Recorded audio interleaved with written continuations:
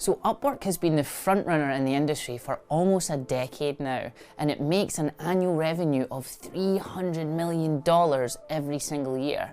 And its success is partly due to the fact that the freedom and the user-friendliness of the platform, but the thing is, like, you're not guaranteed stellar work from the freelancers, and sometimes quite the opposite. It can be quite hard to find the flowers amongst the weeds, and like any tool, it must be wielded well to get good results. And to be honest, it does require skillful hiring managers, that's you, to get the best out of it.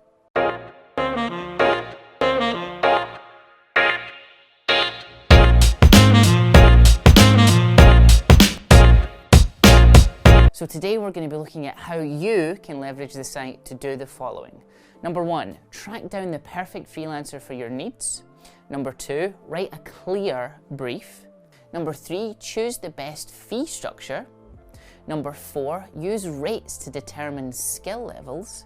Number 5, use milestones and deadlines to clarify your expectations. Remote work can reduce your taxes and expenses significantly, and the great benefit is that you're incentivized according to performance instead of time.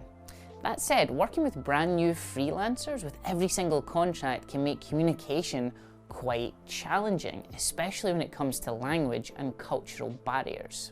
Fortunately, there is a bunch of Upwork tools that are designed to help you overcome all of these barriers. Let's talk about positioning your rates. So Upwork's contractors cover a huge berth of skill levels, so there's one phrase you'll hear more than any other amongst its users. When you pay peanuts, you get monkeys. High rates don't guarantee excellence, just as low rates don't guarantee shoddy results, but they are a useful guide. So contractors who are in high demand, generally they will cost more, so think very carefully about what you're about to pay someone. Next, assessing work history. So Upwork includes a work history on every single freelancer's profile with client reviews and star ratings, which helps clarify previous successes and failures. So if you see mentions of like missed deadlines, empty early work logs, payment discrepancies, I would move on and find a better contractor. Next is writing a clear brief. The more concrete your brief, the better the freelancer will fulfill your needs. So don't be afraid to include examples of work that you like, even if it's not your own work. Not a lot of hiring managers on Upwork wander beyond their own little messaging page. That is a mistake. On the site, it offers this tool for communicating with the contractors called the Profile Portfolio. It's one of the most effective things you can do in order to communicate with them. I would highly recommend you get into that and use it well. If you're still struggling with giving them briefs that they understand, download the Loom app. It's essentially a shareable video messaging service where you can take screen captures and tell people exactly what you want.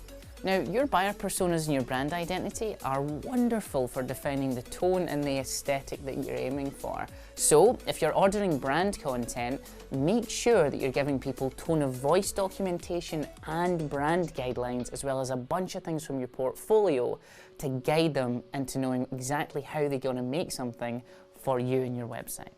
When it comes to briefing, of course, technical requirements are very important. I'm talking word counts, I'm talking specifications on pixels. Everything should be defined. Abstract language is not your friend here. So for example, if you're getting a website built on Upwork and you want it to be fast, don't say, I want my website to be fast. Say, I want it to load in under 2 seconds.